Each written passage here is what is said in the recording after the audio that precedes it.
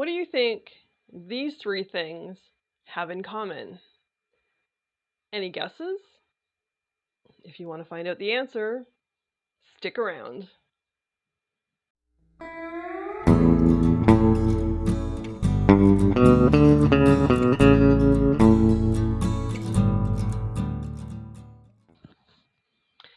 Hello and welcome to Killer Kitsch Lizzie, my weird little world where I like to knit and sew and do other crafty things, as well as continually have crazy hair every time I do a video.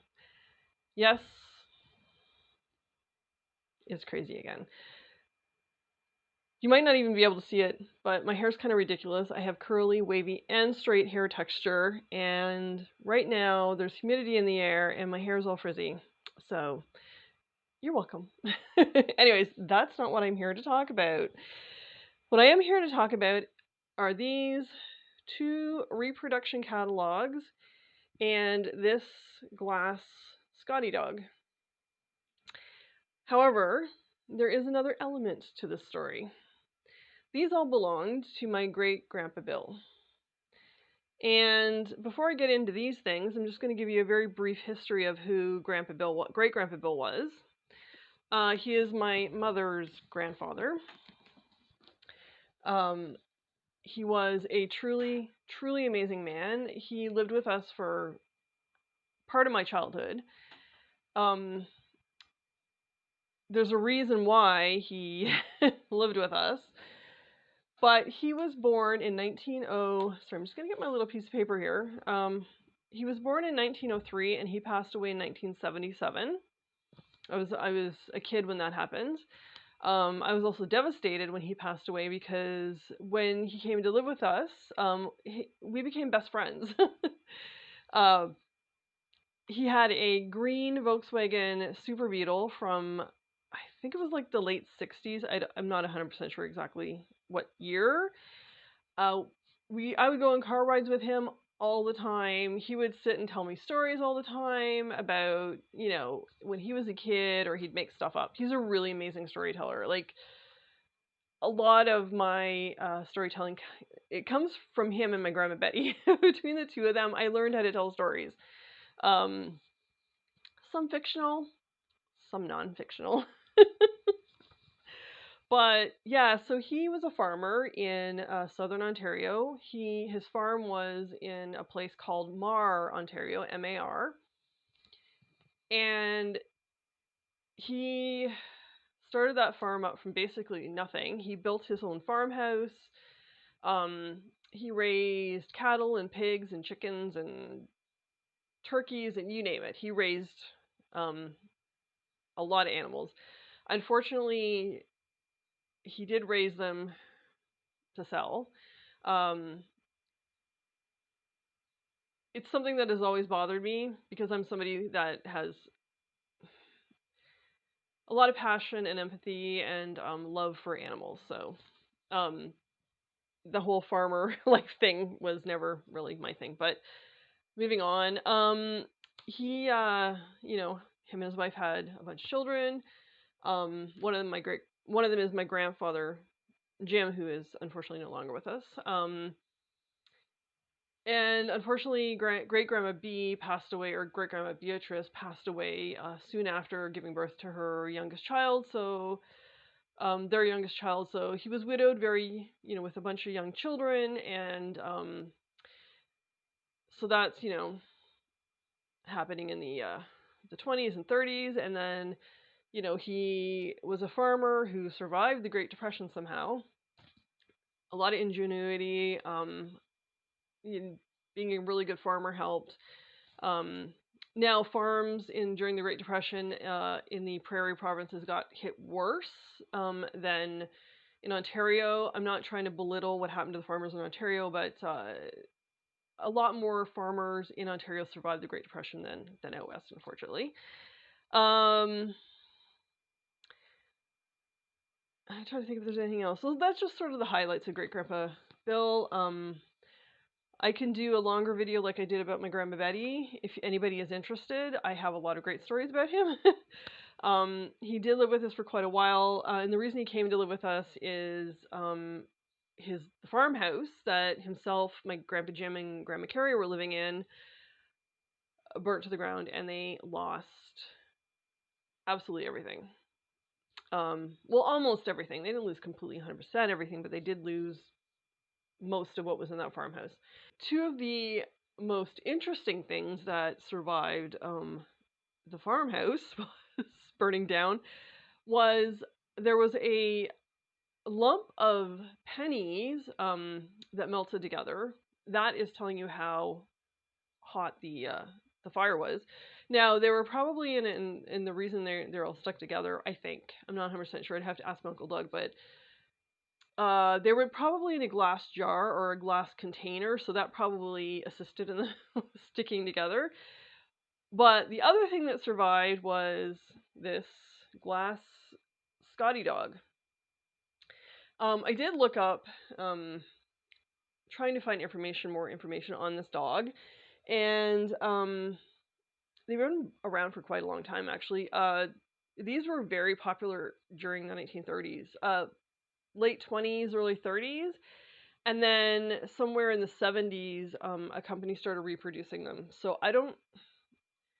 um, I don't know if the reproductions are exactly the same, because this would have been glass that was put into a mold, because there's like a seam on this. But because this did survive the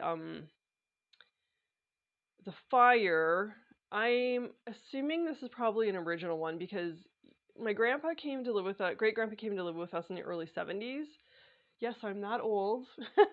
And I was a kid in the 70s, but he did come to live with us in the 70s, and I'm thinking this was purchased long before the 70s. So I would, an antique dealer would be able to tell me for sure.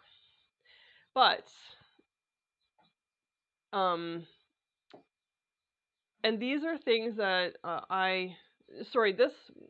let me back up a bit. So this Scottie Dog he gave it to me when he was living with us.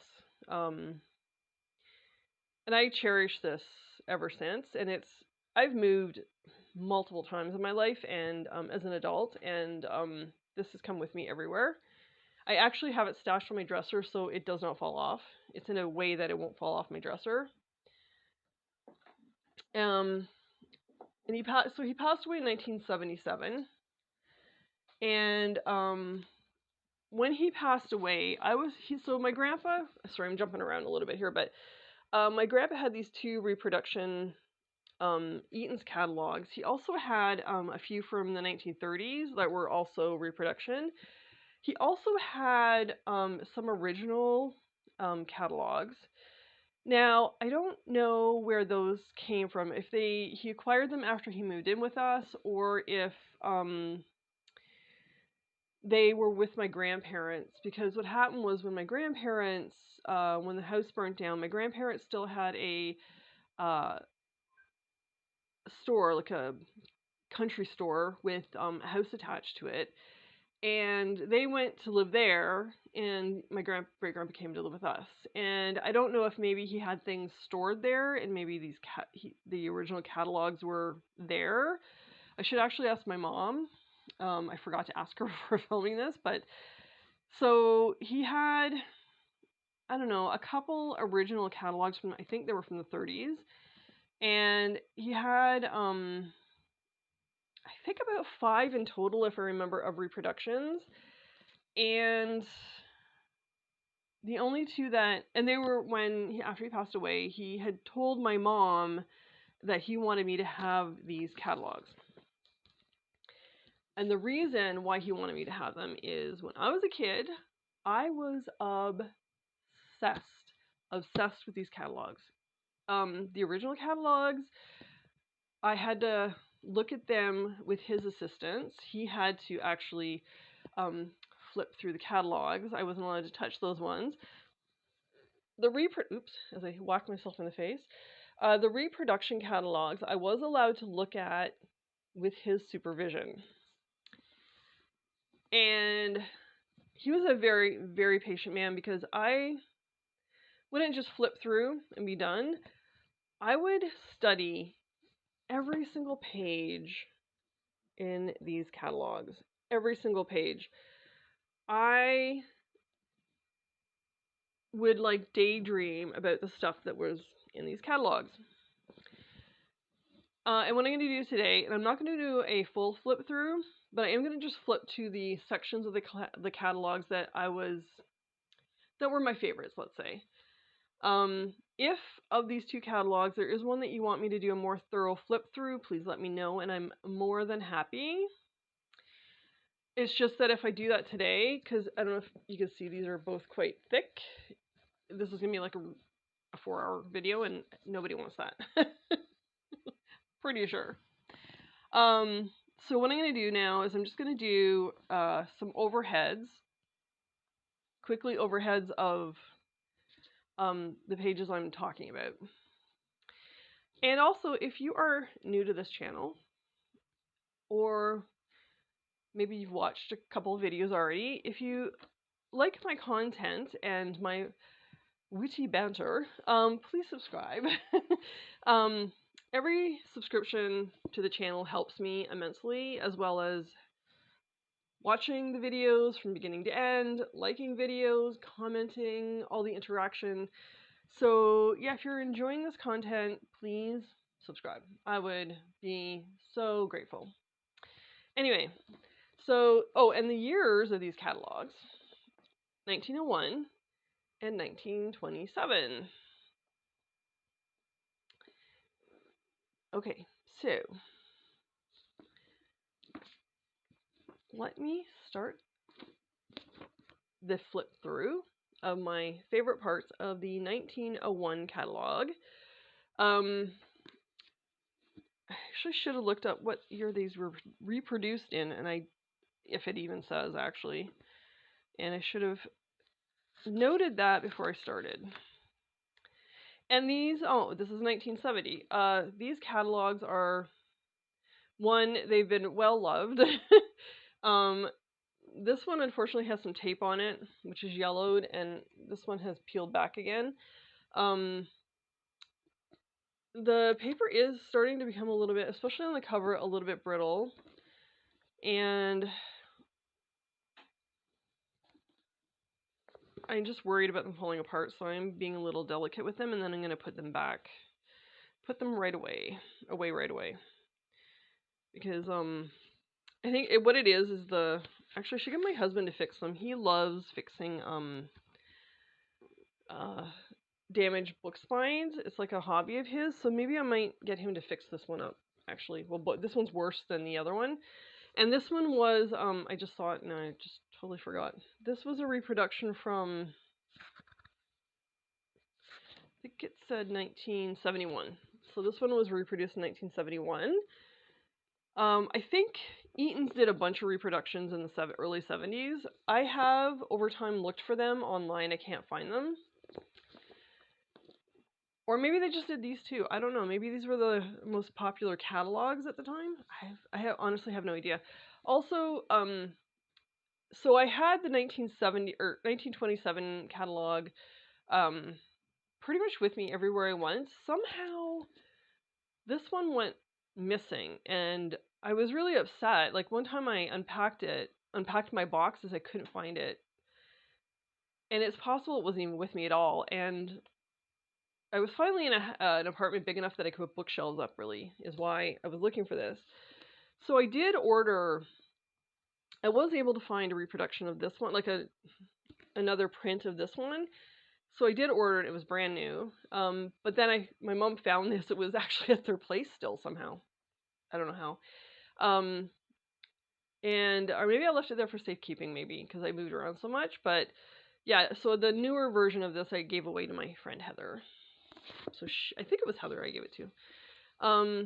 So yeah, so enough talking. Let's get to the overhead look through. So I gotta show you this part first. I can't remember if the 1927 catalog has this. I'm sure it does, but it has a section that says measurement diagram for suits, jackets, and skirts. And the waist measurements, Now, I understand this was because of corsets. And that time period, the look was to have super super small waist with a huge bustle in the back, and then your bust sticking out. It was, the shape they were looking for, right? But so one of the shorter, smaller sizes, because was also measured using the length of the dress, the front of the dress. So a 32 bust had a 22 waist, and then the biggest size, which was a 42 bust, had a 29 waist and was 43 inches in the front. Because at this point, things were in Canada were still measured in inches. So I just wanted to point that out. In this catalog, one of the things that I was most obsessed with for some reason,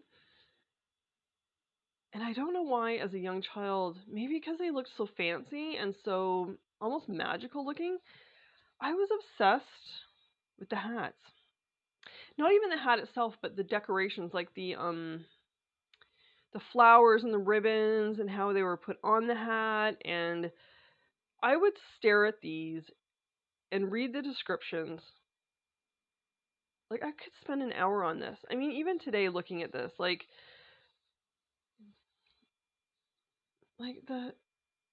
there's feathers and flowers and lace, and they're sewn. They would have been sewn. I don't know how much glue would have been used, maybe some, but a lot of it would have been hand stitch on. Yeah, so the hats are just, and then and then there were more simple hats like the boater, um like straw hats that still would have had tons of ribbons and flowers and laces and stuff on it, and then like the base hats, the untrimmed hats as they called it. And then you even move into like, the actual flowers that you could buy. Um, yeah, there was like, you could buy all kinds of millinery trimmings. Then there would be like, well, they call them muslin bonnets and caps. I guess, it would be the fabric they're using, right? And, silk caps and bonnets. And they, of course, would have been held on with like hat pins and stuff. And then, the beautiful brooches, gloves. And then the other, because even, as I was 10 when I started sewing, immediately I became, interested in like fabrics and stuff, right? Because my mom used to like, well, she'd buy ends and bolts and whatever, but she had a stash of different fabrics she was using. But I would sit and read all of the descriptions about all the different fabric you could buy. I mean, there's no photos other than one illustrations. I mean, there's just one illustration there. Of what the bolt would look, and you'd buy bolts back then. I mean, you could buy it by the yard, but most of the time you're going to buy a bolt. Yeah, every kind of fabric still buy today, although the prices here are much better. And then, weirdly, as a young child, I became obsessed about things like nightgowns and the foundation garments. Not because I was like thinking they were sexy or anything like that. I was a kid, but I think I was obsessed about how many layers of clothes they had to wear to get to the top layer. And yeah, so nightgowns and foundations were a huge deal for me. Like the petticoats and stuff, another biggie. But the ruffles and the collars and and then the corset covers, the underskirts, even the kids stuff was interesting to look at. And then of course like the jewelry, the brooches, like brooches and stick pins on this photo. I know there's a page in here that has hat pins, but I forgot to mark it. and I don't want to waste time flipping through trying to find it. But all the gorgeous brooches. And then, even as a child, I had a thing for kitchen gadgets. I mean, a lot of these are similar to what we use today, except for maybe the butter churn. But, you know, a lot of similar gadgets that we still use to this day. You know, the potato masher looks the same. But yeah, weirdly, I was like, I'd always look at it and like question, like, what's this for? What do we make that for? How do you use that? I think I must have drove my grandpa nuts, or maybe I was entertaining him. I don't know. It's possible I was just purely entertaining him, with all my questions. But yeah, the one of the things that again I would spend hours looking at and reading the descriptions and just like daydreaming about, you know, what it would be like to wear these things are the ladies' clothes. And you know, again, the silhouette, right, with the super tiny waist, but your bust is like out above everything, and then you have a bustle in the back to enlarge your behind. And then, you know, lady suits.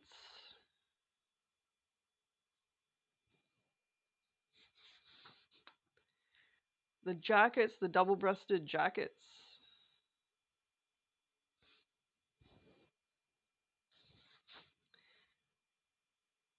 And the ladies' automobile and seal-it coats.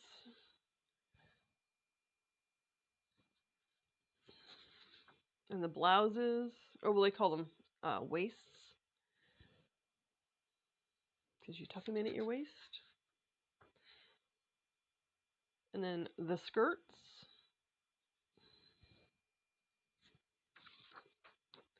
And the gorgeous capes. And then your tea gowns.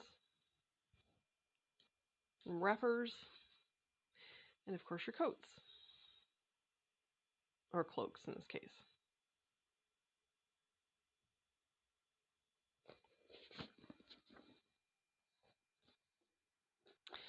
Okay, and then next, just going to quickly flip through the 1927 catalog. Now this one, the reason it got more worn out than the 1901 one is because when I was a kid, I wanted to be a flapper.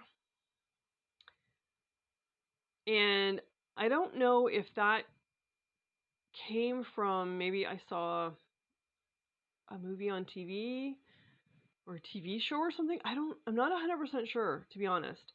Or my other thought is it came from looking at this catalog, which is completely possible. And yeah, I just became obsessed with like dressing like a flapper.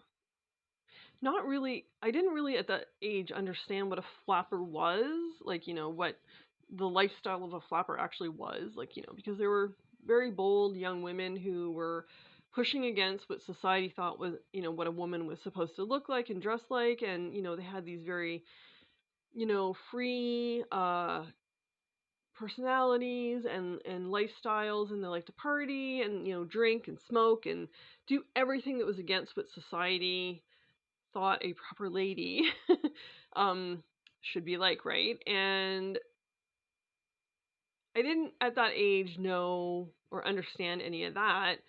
All I, you know, knew what a flapper was the way they dressed.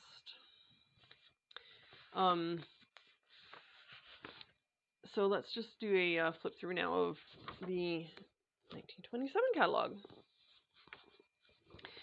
So the front of this one, and I think they started doing this at some point, like in the 1901 catalog, it was more about making sure that you knew all about all the housewares and linens and appliances and tools. And then at the back of that catalog, they even sell like carriages for horses and whatnot, and stoves and stuff. But in this catalog, right away, you get right into the clothing.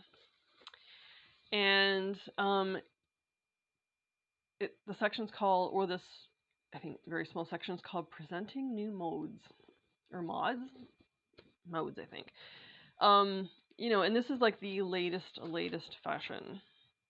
And the low waist, the there's no sort of like form fitting, anything at all. It's kind of like hiding your bust and your hips, a straight line, very straight line. And the cloche. You're just gonna see a lot of cloches as we go through here, which is the hat. Yeah, but I became obsessed with um the clothing and the hat and the hair and um now the hair, even though I wanted to cut my hair, my father um to this day actually believes that girls should have long hair.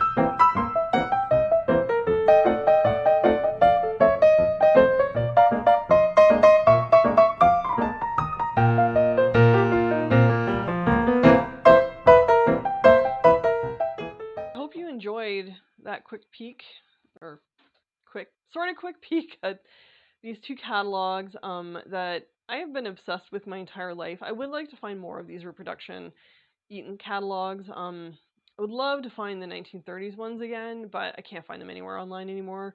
I know they would have done just like very small print runs, so it's possible that no one's selling them, or they're just in such rough condition that they can't be sold. Because I mean, these ones are falling apart, and these,